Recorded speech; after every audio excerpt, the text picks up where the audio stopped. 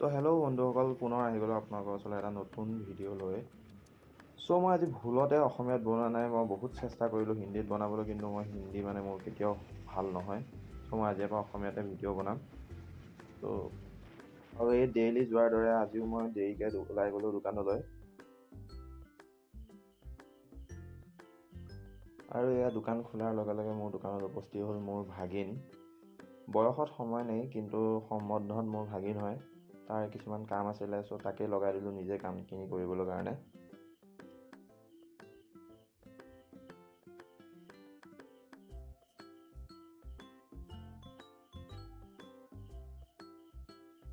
আৰু তাৰ কামখিনি সমাপ্ত হোৱাৰ পিছতে এয়াই আহিল ভণ্টি।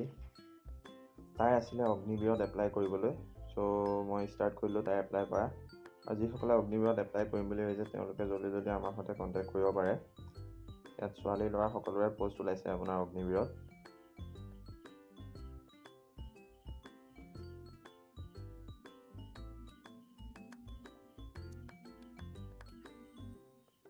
আৰু এয়া ভণ্টি এপ্লাই কৰি থাকোঁতেই মোৰ দোকানত আহিল আপোনাৰ মোলৈ এটা পাৰ্চেল।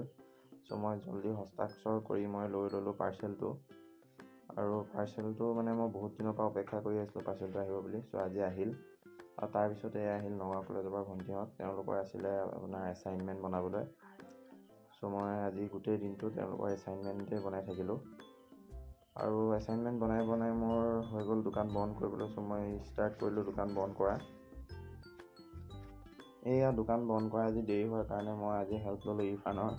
আৰু সি কেমেৰা দেখি পলাইছে। ত' দোকান বন্ধ কৰি ভৰি ভাগত পাৰ্চেলটো সোমোৱাই মই আহি গ'লোঁ ঘৰৰ ফালে। আৰু মই জল্দি গৈ আছোঁ ঘৰলৈ, কাৰণ মই আজি ইফতাৰীলৈ অলৰেডি মই দেৰিয়ে হ'লোঁ। এয়া পাই গ'লোঁ মই ঘৰ। আৰু জল্দি অজু কৰি মই গুচি গ'লোঁ ইফতাৰী কৰিবলৈ। আৰু ইফতাৰী কৰাৰ পিছত মই এয়া উলিয়ালোঁ মোৰ পাৰ্চেলটো কি আছে মই চাবলৈ কাৰণে।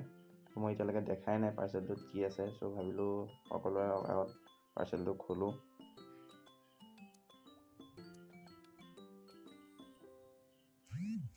বহুত ধুনীয়াকৈ পেকিং কৰি দিছে পাৰ্চেলটো।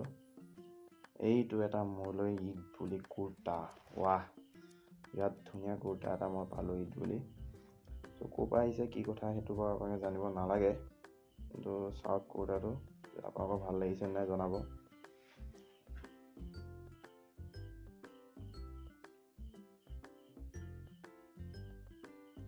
আৰু কুৰ্তাটোৰ লগত আৰু এটা আহি গ'ল বোনাছত চাৰ্ট। চ' মোৰ ঈদ পকি গ'ল এইবাৰ। চ' আজিলৈ ইমানেই ধন্যবাদ। চ' আশা কৰিলোঁ আপোনালোকে সকলোৱে মোৰ চেনেলটো ছাবস্ক্ৰাইব কৰি দিব। Thank U.